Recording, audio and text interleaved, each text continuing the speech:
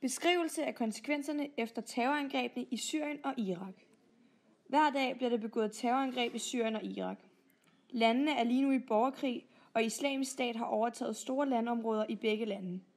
Angrebene, der hver dag bliver begået, er meget voldsommere, end vi kunne forestille os her i Vesten.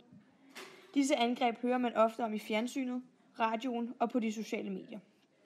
Syrien er i borgerkrig, og på bare 4 år er 220.000 mennesker døde af terrorangreb og krigen.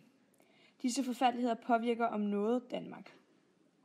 Danmark deltager aktivt i krigen i Irak og Syrien og i bekæmpelsen imod terrororganisationen ISIS. De har været en del af krigen fra 2014 og sender jævnligt landtropper og luftstyrker ind over Syrien og Irak.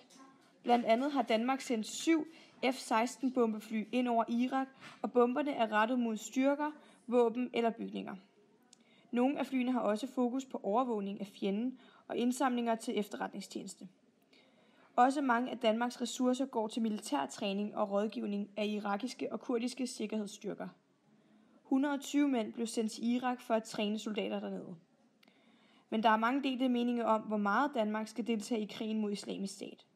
For jo større omfang vi deltager, jo større er risikoen for, at vi bliver det næste terrormål.